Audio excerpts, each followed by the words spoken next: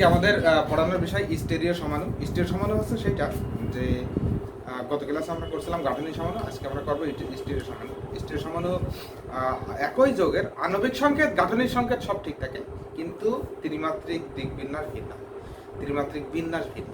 এই বিন্যাসের ভিন্নতার কারণে একটা আছে ভৌত এবং রাসায়নিক ধর্মের ভিন্নতা প্রদর্শন করে। আমি আবার বলছি, যে সকল যৌগের আণবিক সংকেত ও গাঠনিক সংকেত একই, কিন্তু ত্রিমাত্রিক বিন্যাসের ভিন্নতার কারণে কমপক্ষে একটা ভৌত এবং বা রাসায়নিক ধর্মের পার্থক্য দেখা যায়। এদেরকে স্টেরিও দেখো। তো আমি বলি যে স্টেরিও সমাণু সাধারণত দুই ধরনের, একটা আছে আলোক সমাণু, একটা আছে জ্যামিতিক সমাণু। দেখো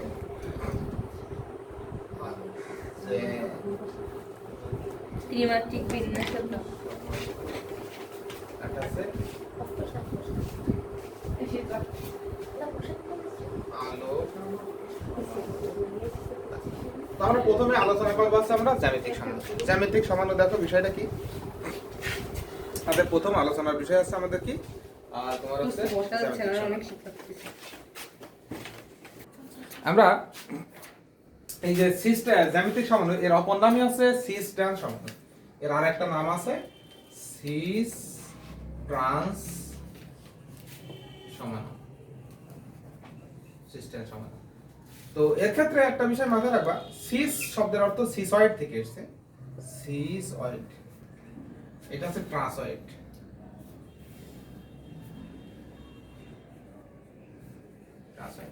এখান থেকে এই ওয়েড বাদ দিলে এখানে শুধু থাকে সিস আর এখানে থাকে আছে ট্রান্স।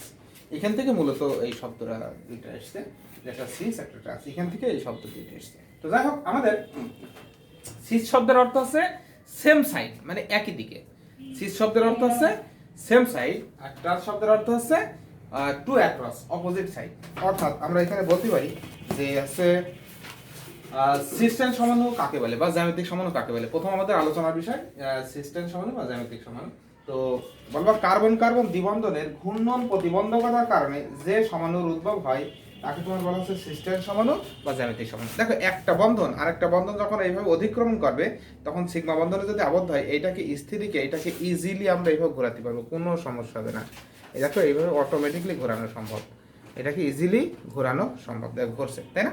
আচ্ছা, যদি দুইটা হয় তখন কি হবে দেখো, যখন এ বন্ধনটা এটাও দেখো এইভাবে অতিক্রমণ করলো করে, এটাও দেখো এইভাবে ঘোরানো সম্ভব। কিন্তু এই যে দুইটা যখন একত্রে হয়ে যাবে তখন আর ঘুরতে পারবে না, যে ঘুরতে পারছে না। এই যে ঘূর্ণন প্রতিবন্ধকতার কারণে যে সমাণুর উদ্ভব হয় তাকে তোমার বলা আছে জ্যামিতিক সমাণু বা সিস্টেম সমাণু। বিষয়টা ক্লিয়ার হয়েছে মানে? তো যাই হোক, এখন এই জ্যামিতিক সমাণুর দুই ধরনের হয়, একটা সিস একটা ত্রিমাত্রিক সমাণুতে দুই প্রকার না? তো হ্যাঁ, এখানে যে তিন কনফরমেশনাল সমাণু তো দিছে হবে। জ্যামিতিক সমাণু সচরাচর অ্যালকিন এবং চাকরিক যৌগগুলোর ক্ষেত্রে হয়, মানে এদের ভিতর ঘূর্ণন প্রতিবন্ধকতা থাকে, এটা হচ্ছে মূল কথা। অর্থাৎ দেখো, চাকরিক যৌগ এর ক্ষেত্রে আমি বোঝাচ্ছি যে এই এখানে একটা এরা অসংকরিত অরবিটাল থাকে, যখন আছে অ্যালকিন হয় তাদের ক্ষেত্রে আমাদের এই টাইপের ইয়েগুলো সম্ভব হয়। এর ক্ষেত্রে হয় কি, হাইড্রোজেন থাকলো কারণ এদের সাথে এদের অতিক্রম ঘটে, ফলে এখানে পাই বন্ধন তৈরি হয়। যখনই পাই বন্ধন তৈরি হয় তখন দেখো এইটাকে স্থিতিকে এইটাকে এইভাবে ঘোরানো সম্ভব নয়। দেখো ওই যে আগে যেমন বললাম, এই যে একটাকে স্থির রেখে আর ঘুরতে পারে না। অর্থাৎ এই অসংকরিত পি অরবিটাল থাকে, পি অরবিটাল যখন থাকে এদের ভিতরে পাই বন্ধ হয়ে যায়, একটা যখন থাকে ইজিলি এইভাবে ঘুরতে পারে, কিন্তু যখন এই দুইটা বন্ড হয়ে যাবে তখন এই ঘুরতে পারছে না। এই যে ঘোড়ার বাধার কারণে, প্রতিবন্ধকতার কারণে সমাণু তৈরি হয়, সেই সমাণুটাই মূলত আছে আমাদের জ্যামিতিক সমাণু বা সিস্টেম সমাণু। এটা দুই ধরনের হয়, একটা সিস একটা ট্রান্স। যে জ্যামিতিক সমাণুতে একই জাতীয় গ্রুপগুলো একই পাশে থাকে তখন তাকে বলা হচ্ছে সিস, আর বিপরীত পাশে থাকলে তখন তাকে বলা হচ্ছে ট্রান্স। এটা সমাণু আমরা লিখলাম যে এ বি। খেয়াল করো, এই যে এ আর এ, এই দুই ভদ্রলোক দেখো অপোজিট সাইডে আছে, সো এদেরকে তোমার বলতে পারি আমরা ট্রান্স সমাণু। এদেরকে বলা হচ্ছে আমরা ট্রান্স সমাণু। আবার যদি এমন হয়, স্যার ট্রান্স সংজ্ঞাটা একবার বলেন। যে সমানুতে একই জাতীয় গ্রুপগুলো তোমার আছে একই পাশে থাকে তখন তাকে বলা আছে তোমার আছে সিস সমাণু। কার্বন কার্বন দ্বিবন্ধনে যুক্ত কার্বন দুটিতে একই জাতীয় গ্রুপগুলো অপোজিট সাইডে থাকলে তখন তাকে বলা আছে ট্রান্স। আর এই দ্বিবন্ধনে যুক্ত যে দুটো মূলক আছে সেই মূলকগুলোর সেম গ্রুপ যদি একই পাশে থাকে, দেখো দ্বিবন্ধনের নিচের পাশে আমাদের আছে এ আছে, উপরের পাশে বিবি, সো এটা হচ্ছে সিএস। এমন হতে পারতো এই এগুলো উপরে যেতে পারতো, বি গুলো নিচে আসতে পারতো, কোনো সমস্যা নেই। মানে সেম জাতীয় গ্রুপগুলো সেম সাইডে থাকলে তখন তাকে বলা হচ্ছে সিস, আর যদি অপোজিট সাইডে থাকে তখন তাকে বলা হচ্ছে আমাদের ট্রান্স। এই হচ্ছে আমাদের সিস্টেন্সের মূল কথা। তো যাই হোক, আমাদের দেখো এটা হচ্ছে বলে সিস সমান সিস সমান। আচ্ছা, তো আবার দেখো যদি চক্র হয় তখন কিন্তু হয়, যেমন আছে আমরা যদি বলি CH2 CH, আমরা এখানে দিলাম আছে মিথাইল একটা গ্রুপ দিতে পারি, এখানে একটা মিথাইল গ্রুপ দিলাম, এটাকে আমরা এভাবে লিখতে পারি, এই যে সাইক্লোপ্রোপেনকে আমরা এভাবে লিখতে পারি, কোনো সমস্যা নেই। স্যার যদি আমরা এই ক্ষেত্রে যদি একই পাশে যদি বি আর বি দিয়ে পাশে এ দুই উপর মিস করি, যেটা বলছিলাম যে তোমার আছে এই যে এটার নাম সাইক্লোপ্রোপেন, আমরা এভাবে লিখতে পারি। এখন দেখো এই যে মিথাইল গ্রুপগুলো আমরা দিয়ে দিলাম CH3H CH3H, দেখো এই মিথাইল গ্রুপগুলো এই চক্রে দেখো তোমার আছে এক পাশে আছে, তাহলে একে বলা আছে cis. Cis 1,2 dimethyl cyclopropane, 1,2 dimethyl cyclopropane, cis 1,2 dimethyl cyclopropane. যদি মিথাইলটা নিচের পাশে থাকতো তখন তাকে আমরা বলতে পারি ট্রান্স 1,2 ডাইমিথাইল সাইক্লোপ্রোপেন, অর্থাৎ CH3 H। এইটা দেখো অপোজিট সাইডে আছে, তাই একে বলা আছে ট্রান্স 1,2 ডাইমিথাইল সাইক্লোপ্রোপেন, এটা হচ্ছে সিস 1,2 ডাইমিথাইল সাইক্লোপ্রোপেন। তো এইগুলো দেখো একই সাইডে আছে তাই একে বলা আছে সিস, আর এইটা দেখো অপোজিট সাইডে আছে তাই একে বলা আছে ট্রান্স। তার প্রশ্ন হলো স্যার যদি সিস্টেম সমাণু হবে কাদের, শর্ত কি? দেখে নাও তিনটা শর্ত, জ্যামিতিক সমাণু তিনটা খুব ইম্পর্টেন্ট শর্তগুলা। জ্যামিতিক সমাণু গঠন করতে হলে মাস্ট বি তিনটা শর্ত তাকে মেনে চলতে হবে, তাছাড়া জ্যামিতিক সমাণু হবে না। এক নম্বর, যৌগটি অবশ্যই যথোপযুক্তভাবে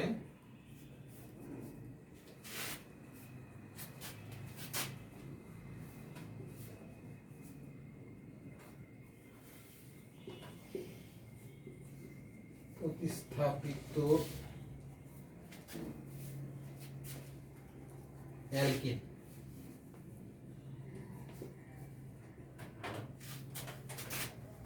বা চাক্রিক যৌগ হতে পারে। যৌগটি অবশ্যই যথোপযুক্তভাবে এটা কি জিনিস? যৌগটি অবশ্যই যথোপযুক্তভাবে প্রতিস্থাপিত অ্যালকিন বা চাকরির যৌগ হতে হবে, ফার্স্ট কন্ডিশন অ্যালকিন বা চাকরি যৌগ, তাছাড়া কিন্তু জ্যামিতিক সমাণু শো করে না। আচ্ছা, দুই নম্বর শর্ত, তাহলে অ্যালকিনই হবে তাই না? হ্যাঁ যৌগের মধ্যে ঘূর্ণন প্রতিবন্ধকতা থাকতে হবে, যৌগের মধ্যে ঘূর্ণন প্রতিবন্ধকতা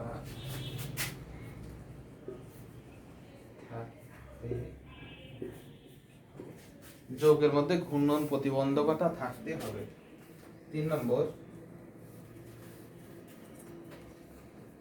দ্বিবন্ধনে যুক্ত বা চক্রের মাধ্যমে যুক্ত কার্বন দুটির মধ্যে কার্বন দুটির সাথে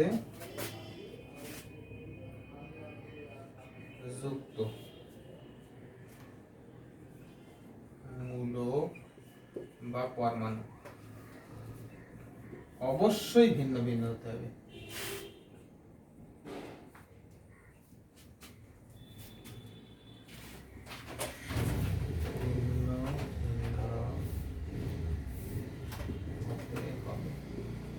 একটা ইম্পর্টেন্ট কোশ্চেন এটা। এই তিনটে শর্ত ভালো করে পরীক্ষায় ফিরে আসে আর 3 নম্বরে আসে। আমি আবার বলছি, যৌগটি অবশ্যই যথোপযুক্তভাবে প্রতিস্থাপিত অ্যালকেন বা চাকরিক যৌগ হতে হবে। 2 নম্বর আছে ঘূর্ণন যৌগের মধ্যে ঘূর্ণন প্রতিবন্ধকতা থাকতে হবে। 3 নম্বর আছে দ্বিবন্ধনে যুক্ত বা চক্রের মাধ্যমে যুক্ত কার্বন দুটিতে অবশ্যই তোমার আছে কি আছে ভিন্ন ভিন্ন গ্রুপ যুক্ত থাকতে হবে। দ্বিবন্ধনে যুক্ত বা চক্রের মাধ্যমে যুক্ত কার্বন দুটির সাথে যুক্ত মূলক বা পরমাণুগুলো অবশ্যই ভিন্ন ভিন্ন হতে হবে, নাহলে কিন্তু জ্যামিতিক সমানের প্রদর্শন করবে না। খেয়াল করো যেটা তোমরা বলছিলাম যে এর আগেও, যে ইথিনে তো আমাদের আছে দ্বিবন্ধন আছে, ইথিনে আমাদের আছে দ্বিবন্ধন আছে, তাহলে ওটা কি জ্যামিতিক সমানের শো করবে? উত্তর আসছে না। কেন? কারণ কি দেখো এখানে শর্ত আছে এরকম যে C A A A B দিলাম, এ বি দিলাম, দুটো দেখো একটা যৌগ যেখানে এ ইজ নট বি, এ কখনোই বি এর সমান হবে না। যদি এ বি এর সমান হয়, এখন উপরে যাচ্ছে না নিচে যাচ্ছে তা কিন্তু তোমরা বুঝতে পারবে না। ওই জন্য অবশ্যই এই যৌগটা আমাদের কেমন হতে হবে, যে এর ভিতরে এই যে যখন আছে দ্বিবন্ধনে যুক্ত থাকবে তার ভিতরে অবশ্যই আমাদের কি হতে হবে, এ যেন বি এর কখনোই সমান না হতে পারে। এ যদি বি এর সমান হয় তাহলে কিন্তু সে জ্যামিতিক সমানুষ করতে পারবে না। অর্থাৎ দেখো আমরা ইথিন, ওই কারণে কিন্তু ইথিন কিন্তু জ্যামিতিক সমানুষ করে না। দ্বিবন্ধন আছে বাট জ্যামিতিক সমানুষ প্রদর্শন করে না। কারণ কি দেখো এই যে ইথিনে এখন এটা যদি উপরের দিকে যাচ্ছে না নিচের দিকে যাচ্ছে তা কিন্তু বোঝা সম্ভব হচ্ছে না। স্যার এর আগেরটা হবে না বললেন? হ্যাঁ, এইটাই কিন্তু যখন এ ইজ নট বি, যদি এ যদি বি এর সমান না হয় তখনই এটা হবে, এটা সম্ভব। কিন্তু যে এটাও আমি এ দিলাম, এটাও এ দিলাম, এটাও এ দিলাম, এই জ্যামিতিক সমানুষ সম্ভব না। কারণ কি দেখো দুইটা এক, সবগুলো একই হয়ে গেছে, এক হয়ে গেলে পরে কখনোই জ্যামিতিক সমানুষ সম্ভব নয়। যদি আমাদের ভিন্ন হয় তখনই আছে জ্যামিতিক সমানু হয়, আদারওয়াইজ হয় না। সো এটাকে কখনোই আমাদের জ্যামিতিক সমানুর ভিতরে রাখা যাবে না, এটা জ্যামিতিক সমানু হবে না। ওই কারণে বলা যায় যে ইথিনে দ্বিবন্ধন থাকা সত্ত্বেও কেন জ্যামিতিক সমানু হয় না, বলবা দ্বিবন্ধন থাকা সত্ত্বেও কার্বন দুটিতে যুক্ত পরমাণুতে এই যে একই জাতীয় গ্রুপ যুক্ত, যার ফলে এটা উপরে যাচ্ছে না নিচে আছে, অর্থাৎ ঘূর্ণন প্রতিবন্ধকতা থাকলেও এই যে গ্রুপগুলো ভিন্ন না হওয়ার কারণে এটা কোনো সিস্টেম সমানু প্রদর্শন করে না। ঠিক আছে? আচ্ছা, একইভাবে আরেকটা কোশ্চেন যে সিস 1 2 তোমার আমি বলতে পারি 1 1 ডাইব্রোমো ইথিন 1 1, কোশ্চেনটা তোমরা লিখে রাখতে পারো, 1 1 ডাইব্রোমো ইথিন জ্যামিতিক সমাণু প্রদর্শন না করলেও 1 2 ডাইব্রোমো ইথিন কেন জ্যামিতিক সমাণু প্রদর্শন করে? 1 1 ডাইব্রোমো ইথিন মুছে দিলাম আমি।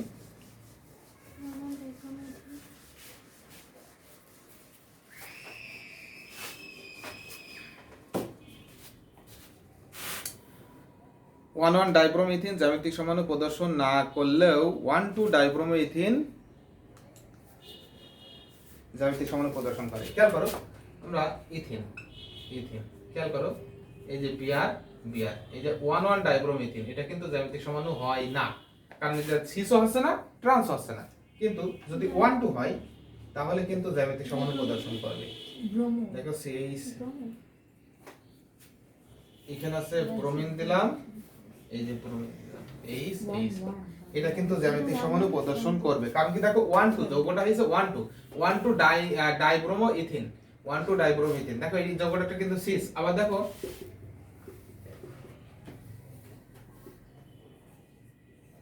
বিআর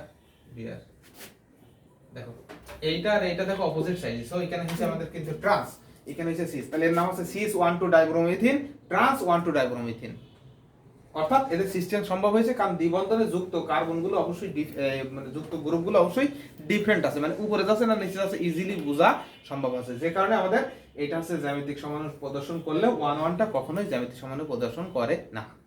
এই বাম পাশ নিচের এই বাম পাশেরটা তো হবে না স্যার, এটা তো হবে, এটা জ্যামিতিক সমাণু মাস্ট বি প্রদর্শন করবে। কেন করবে না? এটা তো সিস, মাস্ট বি সিস। আমি বলছি এই দুইটা, এই হাইড্রোজেন আর ব্রোমিন, এই দুটো তো ওখানে ডিফারেন্স, এই দুটো যদি ডিফারেন্স আছে কোনো সন্দেহ নেই সে জ্যামিতিক সমাণু প্রদর্শন করবে। আমি যদি এটা এরকম করে করি তাহলে কোনো সমস্যা হবে? আমরা এখন করব যে একটা সিস যৌগ আর ট্রান্স যৌগের ভিতর কোনটা অধিক স্থিতিশীল। খুব ইম্পর্টেন্ট কোশ্চেন, সিস যৌগ আর ট্রান্স যৌগের ভিতর কোনটা অধিক স্থিতিশীল। কোশ্চেনটা তোমরা তুলে নিতে পারো, আমি ব্যাখ্যা দিয়ে দিচ্ছি। সিস যৌগ ও ট্রান্স যৌগের ভিতরে কোনটা অধিক স্থিতিশীল?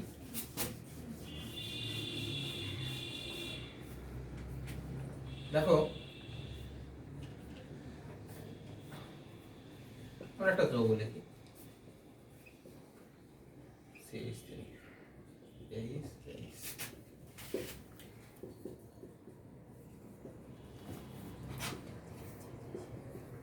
দুইটা যৌগ লিখলাম। এটা হচ্ছে সিস বিউটিন 2 ট্রান্সবিউটিন 2, এটা নাম হচ্ছে সিস বিউটিন 2, এর নাম হচ্ছে আমাদের ট্রান্সবিউটিন 2। দুইটা যৌগ আমরা পেলাম, একটা হচ্ছে সিস বিউটিন 2, একটা হচ্ছে পেলাম হচ্ছে আমরা ট্রান্সবিউটিন 2। এর ভিতরে কোনটা অধিক স্থিতিশীল বোঝা আছে? এই যে সিস যৌগটা আমাদের আছে কম স্থিতিশীল, কিন্তু ট্রান্স যৌগটা অধিক স্থিতিশীল। প্রশ্ন হলো স্যার কেন? খেয়াল করো, এই সিস যৌগে একই জাতীয় গ্রুপগুলো একই পাশে থাকার কারণে এই হাইড্রোজেনগুলো সচরাচর অ্যাকচুয়ালি তো এইভাবে থাকে, আমরা না ওইভাবে লিখি, কিন্তু মূলত থাকে তো এইভাবে। এদের মধ্যে স্টেরিক বাধা, হ্যাঁ স্টেরিক বাধা তৈরি হয়, স্টেরিক ভিড়, এই বিকর্ষণের কারণে। তোমাদের যদি এক বেঞ্চে 10 জন বসালাম, সম্ভব? অসম্ভব।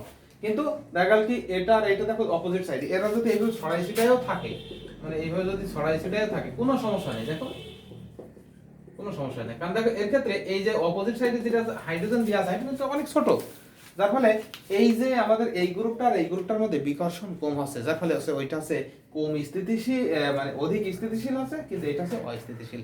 ওই জন্য শীত যৌগ সবসময় আছে কি আছে কম স্থিতিশীল হয়, কারণ এদের মধ্যে স্টেরিক বিকর্ষণ বা বাধা তৈরি হয়, যার ফলে কি আছে এই বিকর্ষণের কারণে এদের আছে কম স্থিতিশীল হয়। এটা খুব ইম্পর্টেন্ট কোশ্চেন যে শীত যৌগটা সবসময় কম স্থিতিশীল কেন হয়? কারণ বলবা এরা একই জাতীয় গ্রুপগুলো একই পাশে থাকার কারণে এদের মধ্যে বিকর্ষণ বেশি হয়। এটা হচ্ছে মূল কথা, যে বিকর্ষণ বেশি হয়, এই বিকর্ষণ বেশি হওয়ার কারণে এটা হচ্ছে স্থিতিশীল হয় না, আর এটা হচ্ছে অস্থিতিশীল, আর এটা হচ্ছে স্থিতিশীল হয়। আচ্ছা, এরপরে আমরা কোশ্চেন বলতে পারি যে তোমার হচ্ছে ফিউমারিক অ্যাসিড আর ম্যালিক অ্যাসিডের ভিতরে কোনটার গলনাঙ্ক স্ফুটনাঙ্ক বেশি, কোনটার গলনাঙ্ক স্ফুটনাঙ্ক কম? Fumaric acid, malic acid. তো দেখো আমরা আরো উদাহরণ স্যার এই যে অস্থিতিশীল আর অধিক স্থিতিশীল মানে অনিবার্য আকর্ষণ এটার কারণে দেখো এখন আছে আমি যেটা বলছিলাম ফিউমারিক অ্যাসিড আর ম্যালিক অ্যাসিড, ফিউমারিক অ্যাসিড আর একটা ম্যালিক অ্যাসিড। খেয়াল করো, ফিউমারিক অ্যাসিড আর ম্যালিক অ্যাসিড, আর একটা নাম আছে সিস বিউটিন ডাইক অ্যাসিড, একটা trans butene dioic acid. Fumaric acid, এই যে fumaric acid, C double H H C double H আর এখানে এইচ। দেখো এই একই জাতীয় গ্রুপগুলো একই পাশে আছে, তো এর নাম হচ্ছে তোমার আছে ম্যালিক অ্যাসিড, এটাকে বলা হচ্ছে ম্যালিক অ্যাসিড, এটাকে বলা হচ্ছে ম্যালিক অ্যাসিড। ভালো করে মনে রাখো, একই জাতীয় গ্রুপগুলো একই পাশে আছে, তাই কে বলা হচ্ছে সিস বিউটিন ডাইক অ্যাসিড। লিখে রাখতে পারো, এর নাম হচ্ছে cis butene dioic acid, cis butene dioic acid, cis butene dioic acid. আর এর আরেকটা নাম আছে maleic acid, maleic acid, maleic. আচ্ছা, সিস বিউটিন ডাইওইক অ্যাসিড বা ম্যালিক অ্যাসিড।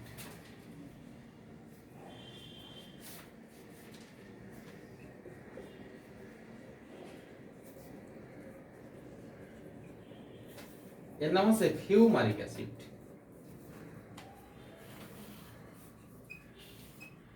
ফিউমারিক অ্যাসিড, এর নাম হচ্ছে ফিউমারিক অ্যাসিড। এটা হচ্ছে ফিউমারিক অ্যাসিড, এর নাম হচ্ছে ম্যালিক অ্যাসিড।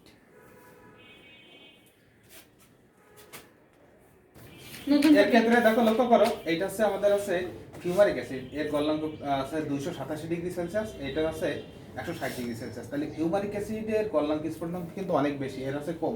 অর্থাৎ আমাদের যদি হিট করা হয়, যদি বলে এটা পরস্পরের সাথে শনাক্ত করা খুব সহজে পারা যায়, কারণ একটা যৌগ যখন হিট করা হয়, যদি ট্রান্স যৌগ হয় সেটা তো স্থিতিশীল, সহজে এটা কিন্তু চক্র গঠন করবে না বা ওখান থেকে পানি অপসারিত হওয়ার কোনো সুযোগ নাই। কিন্তু যদি সিস হয় তাহলে খুব সহজে কিন্তু চক্র গঠন হওয়া সম্ভব। কারণ কি এই গ্রুপ দুটো লক্ষ্য করো, এই যে গ্রুপ দুটো একই পাশে আছে, বাট এই গ্রুপ দুটো কিন্তু অপোজিট সাইডে আছে। তাহলে এখান থেকে এই ওইস বা এখান থেকে এইচ মিলে পানি অপসারণ হওয়ার খুব সুযোগ কম, মানে তাপমাত্রা অনেক বেশি লাগবে, হবে কিন্তু তাপমাত্রা বেশি লাগবে। কিন্তু এর ক্ষেত্রে দেখো অনলি 160 ডিগ্রি সেলসিয়াস তাপমাত্রা, যদি 160 ডিগ্রি সেলসিয়াস তাপমাত্রা দেওয়া হয়, তাহলে আমাদের যদি ট্রান্স যৌগকে এইটাকে যদি আমাদের আছে করতে হয়, পানি অপসারণ করতে হয়, তাহলে হিট করতে হবে 287 ডিগ্রি সেলসিয়াস তাপমাত্রা, তখন এটা সিস যৌগে কনভার্ট হয়ে যাবে। সিস মানে ম্যালিক অ্যাসিডে পরিণত হবে, আর এটা ফিউমারিক অ্যাসিড।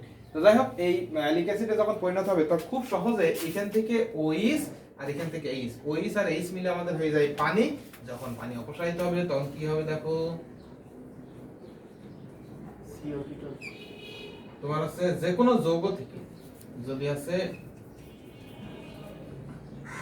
পানি অপসারণ হয়, অ্যাসিড থেকে সচরাচর অ্যাসিড থেকে যদি পানি অপসারণ হয়, তখন সেই যৌগকে তার অ্যানহাইড্রাইড বলে। যেমন আমি যদি বলি সালফিউরিক অ্যাসিড থেকে পানি সরাও, তাহলে SO3 তৈরি হলো প্লাস H2O, তাহলে এই সালফার ট্রাইঅক্সাইডকে তোমার বলা আছে সালফিউরিক অ্যাসিডের অ্যানহাইড্রাইড। অর্থাৎ কোনো অ্যাসিড থেকে পানি সরাই নিলে যা পড়ে থাকবে সেটাকে তার অ্যানহাইড্রাইড বলে, সহজ কথায়। তাহলে এইটা ম্যালিক অ্যাসিড থেকে এখনো পানি সরাই নিয়েছি, নেওয়ার পরে এই যৌগটা তৈরি হয়েছে, তাহলে এর নাম কি হবে? Malic anhydride.